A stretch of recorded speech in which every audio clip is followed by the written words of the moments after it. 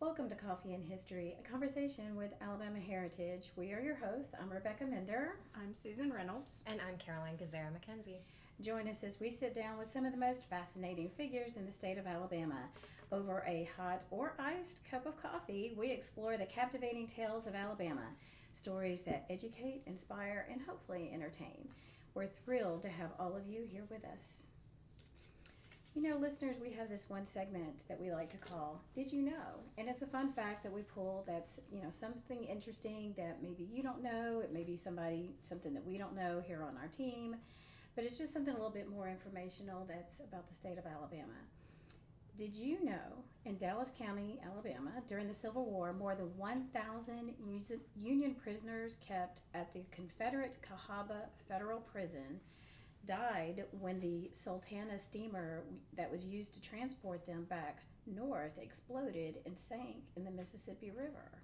Susan, I think you might know a little bit about that because we did have an article about that. We did. I think that was right probably around 2018. It was before COVID, I know. Yeah, definitely. It was a very sad, unfortunate story. It was deemed as the worst maritime disaster in U.S. history, and not only was there a faulty boiler repair, but the boat itself was overloaded because guess what, people? The captain had hoped to make more money with more passengers. So isn't that usually how it works out? Yep, pretty much. Got to have that greed going. Yeah, so it was a very, very sad, unfortunate situation. But that's prisoners from Dallas County that died. Well, I have a little bit of a better, more uplifting story Oh, from please Dallas do. County. And actually, our guest today is from Dallas County. So he is a community outreach coordinator at the University of Alabama for the Selma Resilience Initiative. Please welcome Preston McGee. Woo! Yay, Come on in. Preston! Well, hello, Preston. Welcome. Good afternoon. Welcome to our wonderful podcast. Yeah. So, Preston, I know that you say that you were from the Selma area, and I know that you actually lived in Plantersville, and that's where you and I actually have a connection because I have family that's from Plantersville as well. And it's a very small, for people who don't know, Plantersville is a very small, unincorporated town, and it's like in the very top northern part of the county. And I think if you cross the street from like our old homestead, you're in a different county because it's got a weird little wedge up there. It's that far north and it's that small. So were you actually, were you born in Plantersville and then moved to Selma, or was it vice versa? Or tell us about where you're from, actually. So I was born in Selma, which is about 15 minutes north of Plantersville. Okay. But Selma's our only Walmart. If you need anything, if you want to eat, if you want to do anything, you can't do it in Plantersville. Right. So Selma is just as much my home, too. So I got you. Now, I know that Plantersville is, they had a really bad tornado that came through not too long ago, and I think you were telling me that there's some people who are trying to help the community by raising money and getting resources to help rebuild. Can you tell us about that? Yeah, so it was, although it was such a tragic event, we lost a couple of lives and lots of damage. It was truly remarkable to see how much the community came together and to really help the community recover, to clean up. And so this group of students came from UA and asked, hey, we want to do something to help. What can we do?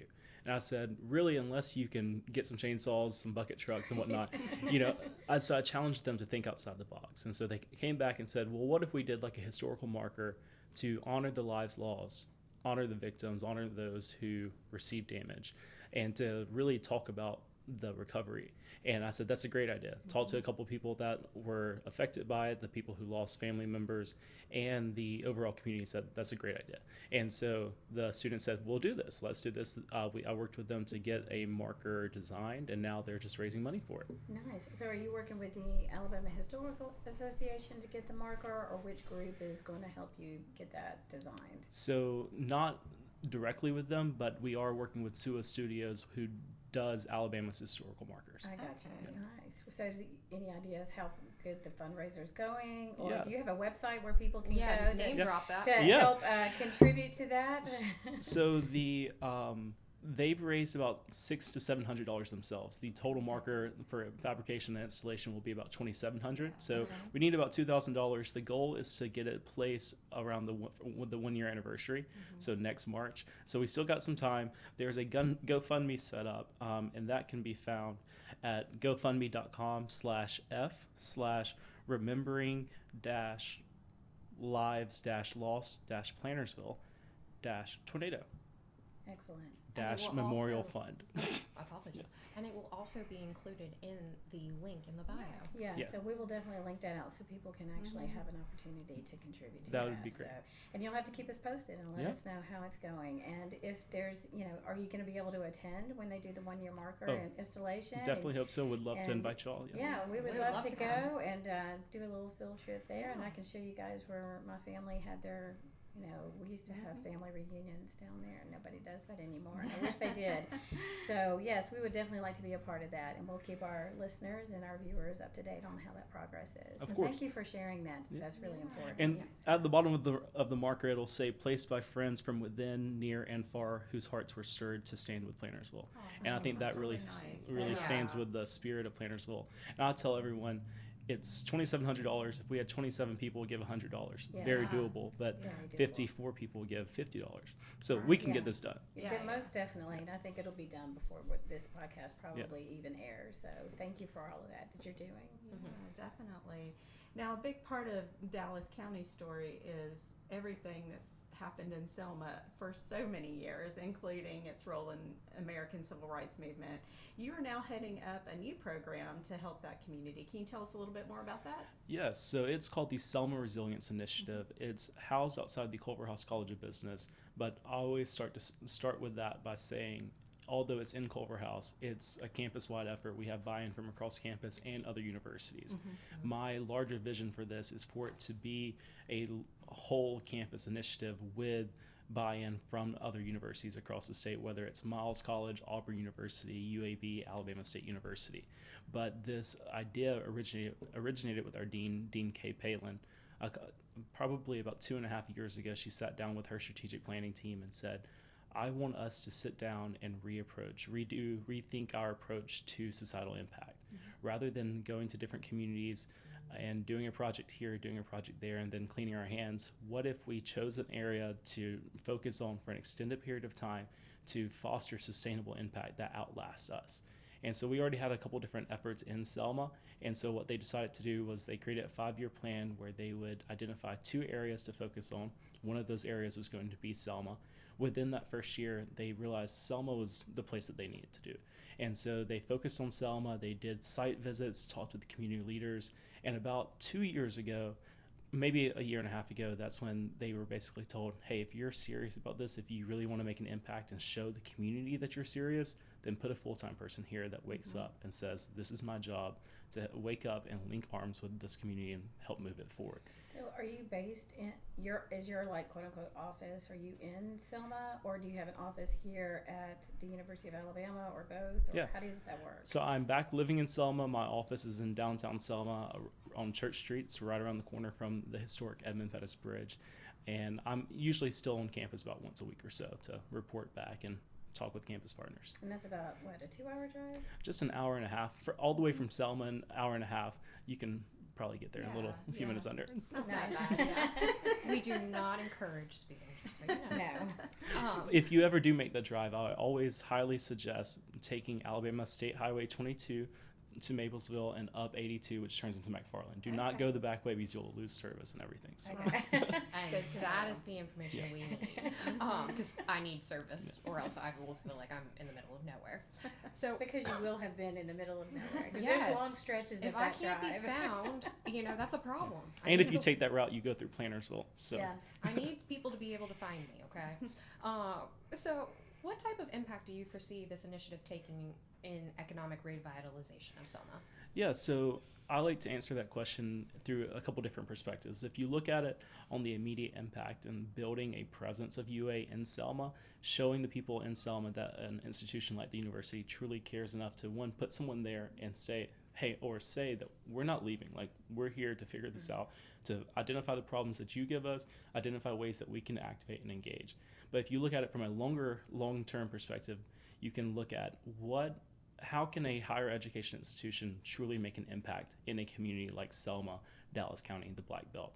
If you look at different places across the country like Savannah, Georgia, look at SCAD, how SCAD truly impacted. Savannah wouldn't be what it is without SCAD. You look at different places, whether it's Savannah or Chattanooga, and see how these larger institutions came in to truly make an impact, put deep roots in a place, and rather than just doing a project. And so when you look at Selma, if someone says, how can someone truly help Selma? I say invest in Selma by getting an institution like UA, another institution, whether that's higher education or corporate or whatever that may be, by getting them to put deep roots there to where they live there, they have offices there, they have a true footprint there. I know, like Auburn's had, initiatives in terms of like its architectural school, Yeah. and somebody help me out. What is that called? Rural Studio? Rural Studio. Thank you very much. And I know that they go to a lot of different communities like that, and they will actually, rebuild or revitalize a building or a structure or start something from scratch. Yes. And it's really nice that they have those opportunities to do it. But like you said, they kind of go into the community. They do great work, but then they leave. And then they can move on to the next community. So it is kind of nice to know that. And I think that's probably where you're going to get the buy-in of the local community members, because I think sometimes when you go into, a small community and they see, oh, the University of Alabama is coming down here, what do they want, Right. know? And obviously they want something from us, but no, you're trying to provide for them. And I think it's, like you said, having someone full-time and then having that level of trust from the community gives you that buy-in from them, so that way they're willing to go ahead and say, oh, well, this is not so bad after all. Definitely. Have you noticed that kind of feeling? Do you feel like you had to win people over to convince them Most that this is a definitely, good deal? So going in, we acknowledge that there have been many institutions, many organizations come in the past and say, we're going to turn Selma around, coming in with a savior mindset. And so we were very intentional saying, we're not going to call this a project. Selma's not a project for us. It's an initiative that we're going in to learn the community, to build relationships with the community. And so back in July of 2024 is when I first started with this, and my first goal was to redevelop those relationships. Of course, a lot of people in Selma knew who I was, but I was kind of reintroducing myself as saying, now I'm Preston trying to bring UA. Let's bridge that gap between UA. And part of bridging that gap is building a consistent presence with UA. It's not just Preston and Selma. It's not just Selma coming down once a month. It's having continuous contact with the university, having students in Selma doing different projects, whether it's a service day like we've done in the past with our Selma Ripple trips, thinking of small moments of action lead to a big impact, or having faculty and staff working with small businesses, working with different people in Selma. So we want to have a hand. I don't want to say we want to have a hand in every pot, but we definitely want to be everywhere so people can see us and get used to seeing UA in Selma and be able to trust that name. And I will give Auburn some credit to that extent, with whether it's their Rural Studio, their other architectural programs, and then they also have a transportation institute that they've been doing a lot of studies in Selma. I'm still pressuring them to put someone in Selma like UA has with me, but that kind of leads into what I see as what we could really do in Selma is bringing in a higher educational hub in Selma to where UAB has someone full-time there, Auburn has someone, of course UA has someone full-time there, and getting other universities to pitch in that way, and we all together bring in different parts of our university. Auburn University has a great architecture program. UA does not have that. And so I tell everyone, we don't look at other higher educational institutions as opponents or as enemies, especially when we're not on the football field. Right. So, and that's we'll leave sports off of this topic. There you go. And so when you think about higher education in Selma, there's so many great aspects that different universities can bring that one university may not be able to bring all together or by themselves. So if you put them all together in one place, them bringing their greatest assets and putting them to work together, then I think that's how we can, one, help move Selma forward, but also show Selma what it means to work together. Because that's been one of the biggest problems in Selma is there's not a lot of cross collaboration. Right. Well, I think also, just in the years that I've gone to Selma to visit, and I mentioned this to you before when you and I had this conversation, is when I go to Selma, there's such, like Susan had mentioned, there's so much history there, and there's so many stories to tell, and I feel like depending on who I'm going to see, I might hear a different story of their history and, what they feel is important for their Right. community. And so, just in telling their civil rights story, everyone has their, whether you're living on not Jackson Street, Lapsley Street, let's Right. say, and somebody's on one side of Lapsley and they have a great story to tell, and then somebody's across the street on Lapsley and they have a completely different story to tell, but they may not agree on what that story is, and they lived right across the street from each other in the same town during the same time period. And so I felt like, it was really frustrating and trying to help them, shape that narrative and figure out, in a common way how they could promote, because I feel like they could do so much with tourism, even just sharing Definitely. that story. So I guess this is a long question for me to be asking, just coming from that perspective, knowing that everybody, because we mentioned getting that community buy-in, but I do feel like there's several communities that you have to cater to or try to win over. And so are you seeing that type of thing as well? I mean, how are you feel like you guys are going to be able to address that? Because you're never going to get everybody on the same Right. page, right? But I mean, you want people to accept you, and if you want, and somebody might say, well, it's more important that we do X, Y, and Z. Someone else say, well, I feel like the university needs to help us with ABC. So how do you navigate that? Yeah, I definitely agree with that. I started off with saying Selma's history should be what's propelling it forward, propelling it into the future. It should be its biggest driving force. If you tie in tourism and all of that, it all centers around Selma's history. The city's the city's slogan or motto is from the Civil War to civil rights and beyond. But so many times you can see where we forget about the beyond part. Right. And so while I fully believe that civil rights, the Civil War, all of Selma's history, not just one part of it, should be what's pushing it forward, its history has oftentimes served as its biggest stumbling block to Right. moving forward because of what you said with the different narratives. And I think the first part of that is getting people to understand that it's okay to acknowledge that people have different perspectives because that's how they lived it through their own perspective. And that's not just for Selma's history, that's anywhere. Where people are at, their perspective on life is because of what they've gone through in the past. That's how they bring different things to the table. And once they're all at the table, then that's how you figure out how to move forward. So Selma itself, and I say this as a Selma native, as someone who has family there, who knows the people there, who is a part of the community, and not just as someone from UA, but that's something that we have to come to as a community ourselves, saying there's going to be different perspectives here and there's different narratives, and we have to be okay with that. We're not here to change someone else's narrative or say that that narrative is wrong. And so taking all of that and trying to figure out how do we package Selma's history in a way that we present it for people to experience it themselves. I love the Old Depot Museum in Selma. It has all of Selma's history, from Civil War, civil rights, everything in between. And it doesn't give their opinion, it just gives the facts and lets you take away your own takeaways. So. Well, I just feel like, this is going to be one of these things where it's going to just take time. It seems like it's going to take time. And you've been embedded for, did you say a year? Yeah, and nearly a half? year. Yeah. Almost a year. So it's taking baby steps. So That's I right. feel like you're going to be there for a while, and you've got plenty of time to get that and win people over. Yeah. So. And I've lived my whole life about showing I love the state of Alabama, and I'm all about bringing out the best of Alabama. And I apply that same thought process to Selma. We have to bring out the best of what Selma has. If you look back in high school, when I was a state officer for our high school club, I always talked about, whenever I got to travel to different places, always saying, yes, we're from Alabama and this is what we have going for us. Right. Yes, we have some bad things, we have some things that we need to work on, but these good things are coming out of Alabama too.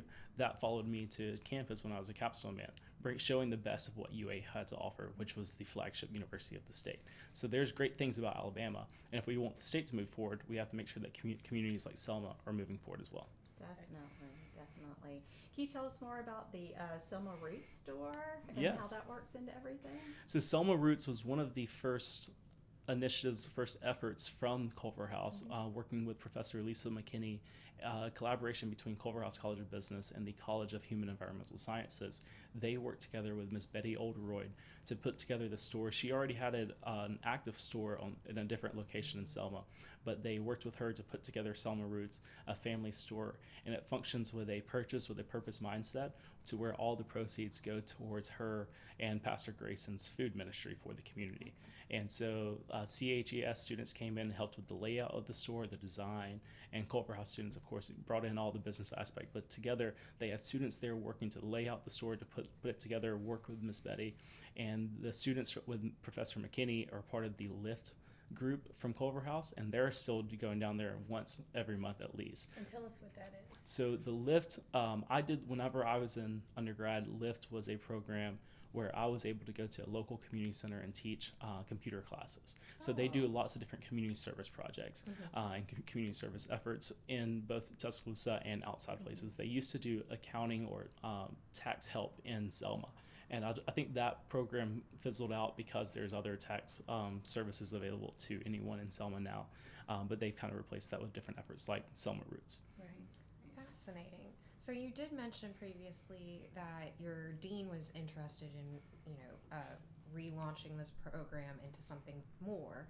But do you know why Culver House College of Business decided to focus on Selma? So, like I said, the college itself has an accreditation requirement to have a societal impact initiative. But as we know, UA doesn't like to just do things. We like to do things and excel in it and be the best in it.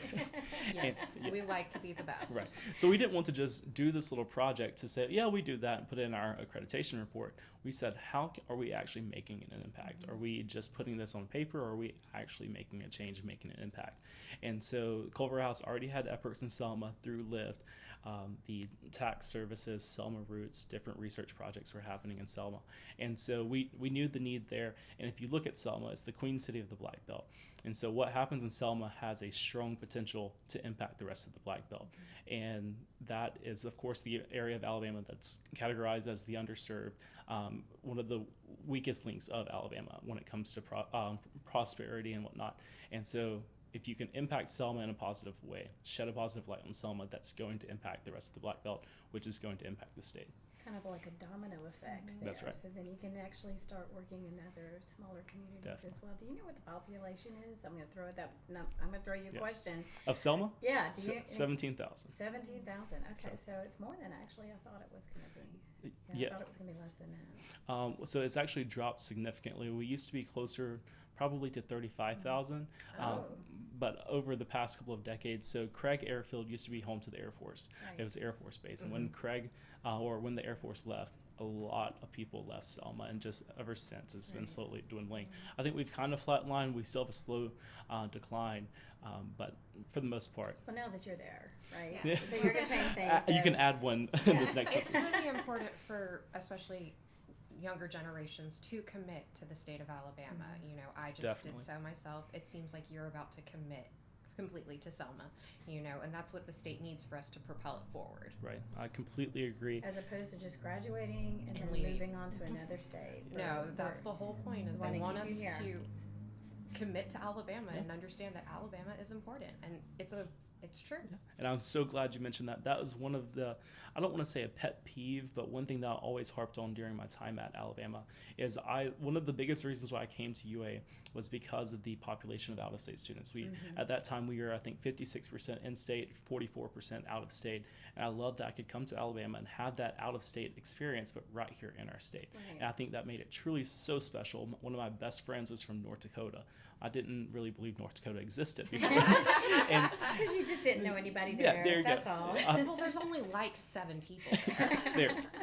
But I think that's what really made my college experience was having those friendships. And so I, in no means, do not like the out-of-state population at UA. But when you look at the university and our outcomes and our products, what are we delivering to the world, delivering to the state, delivering to the nation when people are graduating from Alabama? Where are they going? Or we're bringing in out-of-state people, giving them a great education, a great experience, and then shipping them right back off. Right. And a lot of times we're bringing our in-state students to UA, giving them a great education, a great experience, and giving them the qualifications that they need to go anywhere in the world. Yeah. And so not only are we bringing out-of-state students and then shipping them back out, we're taking our own students and shipping them out.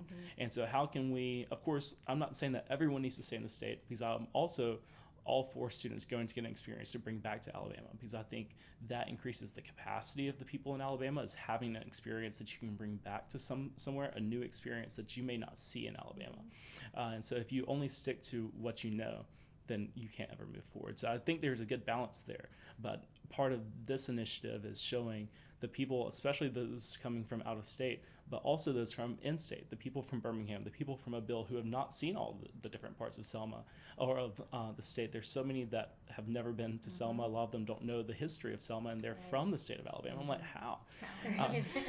And so part of this initiative is showing students, hey, there's more to Alabama than just Birmingham and Tuscaloosa. Because a lot of students, especially those from out of state, they only know Birmingham because that's where they fly into. The airport, Yeah. right? And they drive to Tuscaloosa, and then maybe they go down to the beach. Yeah. But outside of that, Right. they don't know the rest Or of they Alabama. might go to Atlanta, Yeah. or Yeah. Nashville, That's right. and that's it. Yeah. So So if they don't ever see Alabama, the rest of Alabama, how can we help them develop a passion for Alabama to ever stay here? when I was in college, my mom used to work for the SBDC, the Small Business Mhm. Development Center here on campus. And she used to go to Selma all the time and help people in terms of, developing their business plans and trying to write grants and that kind of thing. And I think they still work with about 40% of the community there. So I was wondering if you guys are going to try to incorporate that as well into your initiative so in case people do want to start a business, are you recommending that they go to SBDC, or is this now a service that you guys are providing? So it's not a service that we provide directly, but it's definitely something that we can help them get connected to, whether it's SBDC or AEI, the Alabama Entrepreneurship Institute. And so when you look at what we're trying to do, we don't want to be pigeonholed into just a business incubator, even though we can definitely help incubate businesses. We did the Selma River Pitch this past March, which is modeled off of the Tuscaloosa River Pitch, where different people in West Central Alabama can come pitch an idea over at the River Market here in Tuscaloosa. We did one of those in Selma, where everyone from Selma, Dallas County had the opportunity to come and pitch a business idea, and we actually had four African American women take away $1,000 each to go towards their business. That's awesome. Yeah. And so it's bringing those different aspects. Yes, we can bring the business part of it, but there's so much more that we can bring. So connecting them to the different entities when they are looking for different loans and whatnot, but we don't want to be pigeonholed to just that. Right. So. That makes sense. Well, tell us about your work with UA's Capital Scholars Program, and has that helped you in this Selma initiative too? Yeah, so if you had asked me this time a year ago, I would have been headed to DC after graduation and hopefully working up there, going to part-time law school at American while working on the Hill. That was before this opportunity came up to work in Selma. But with that being said, the Capital Scholars Program was the internship that I was able to do last summer. It's through the UA System office, and that's part of the UA Systems effort to expose not only Alabama UA students, but UAB students and UAH students to life, to work in DC, in our nation's capital, to show, hey, Alabama has something to offer there too.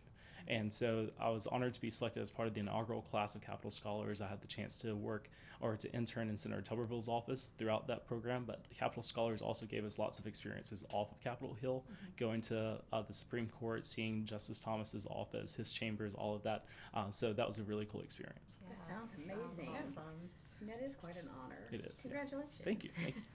You also stayed pretty busy when you were working on your degrees as a member of the Capstone Men and Women and the Crossroads Civic Engagement Center. Which organization do you feel was most beneficial and the most fun? And it could be both. Okay, just so I you was know. going to say, I could not pick one of those. But it also could be, because we talked about you were also, you attended Camp 1841. 1831. 1831, Yes. thank you, which is the year the university was founded. Yes. So, and that's something that's for, so if you can tell us, what each of these different organizations are, what they, what their purpose is, and then, and then you can answer a question, which one you think you enjoyed the most.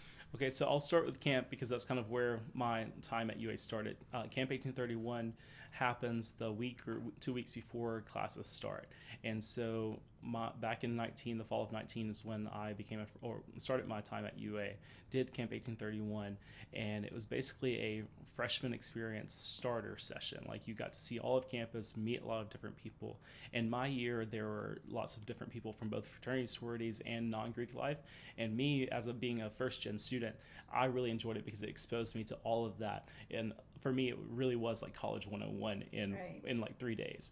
And so a lot of the friends I made there followed me throughout all of college. And so that was Camp 1831. Happens the 2 weeks before classes start. They still do it today, and would highly recommend that. But Camp 1831 is what really showed me that I was like, this is what I love about the university. All of these different people, all the different relationships that are here, all the different people that I can meet from everywhere, all here on the campus of UA. And that really is what got me interested in showing the best of what UA had to offer. There's so much at UA. And so that would transition to my undergraduate campus involvement in different things such as SGA. I was a parent ambassador, part of the Avanti team for Bama Bound every summer. But then the spring of my freshman year is when I got to apply for Capstone Men and Women. And so Capstone Men and Women are the official ambassadors of the University of Alabama. And that truly was showing the best of UA at all times. Whether I was in my suit or not, it was always about what's the best that we can show about the university. And I think what I really loved about that is I got to interface with so many people from both the state of Alabama and out of state. We still to this day have so many students coming to campus that have never been to the state of Alabama. They're kind of scared of being here, like Alabama, and then they get here and they're like amazed. They're like, wait, what? It's like you in North Dakota, right? Yeah, there you go. And so that was one of my favorite experiences, or one of the best experiences, and I would not be who I am today without Capstone Men and Women. But when it comes to Crossroads Civic Engagement Center, I started working there my freshman fall. And exactly what did they do? So Crossroads Civic Engagement Center, they're a department under the Division of Community Affairs led by Dr. Pruitt. Crossroads itself is led by Dr. Lane McClellan. And so they are focused, my best way to say it is focused on what happens when roads cross, going back to all the different relationships that I loved here at UA. People are coming from everywhere across the country, different backgrounds, different perspectives, and all of those paths cross here at UA. And so Crossroads is talking about specifically in civic engagement, but where those perspectives cross and how are those conversations being had, focusing a lot on dialogue and how do you talk about differences? How do you, we put emphasis on, we're not here to discuss things, we're not here to find a solution, we're not here to debate, we're just talking. Right. And I think that's so important in society. We're missing a lot of it in today's society, to where we've lost the ability to just talk about things, have a dialogue about certain topics. And so I would say that the things I learned in Crossroads, you can see it whether it was in my time in Capstone Men and Women, my other undergraduate campus involvement, or even in my work in Selma.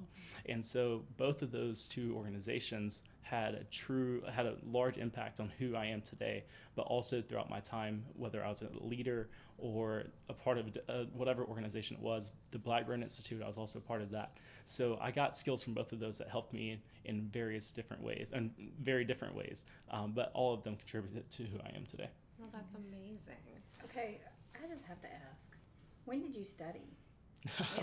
Yeah, or sleep. I mean, this is you're overwhelming me here. I mean, I'm exhausted just thinking of all the things that you were engaged in. So, but yeah, you obviously did real well, and so that's why the university probably trusted you to take on this initiative. So that's fantastic. And that just speaks to all the experiences available to you at UA. Yeah. And there's stuff that you probably didn't even participate in that is still available. Definitely. So a lot of my friends would pick on me and say that Preston majored in involvement and minored in academics. But sometimes I look back and I'm like, wow, I really did do people forget that I'm a student at the end of the day. So. Well, it's kind of like your academic, you look at your resume, academics is maybe like half a page, and then you got 4 pages of your engagement involvement. So, but that's great. I'm proud of you, and you graduated and you did great. Now Thank you're you. moving on to bigger and better things. Yes. And now you've committed even more to Alabama. That's right. Yes. And might still be taking a few more classes. You're stuck now. You can't leave. Yeah. We've got you embedded now.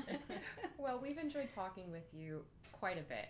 But before you leave, we'd like to ask you a few more questions as part of our Before You Go segment, where we get to know you just a little bit better. So, you ready? Of course, yeah. Okay.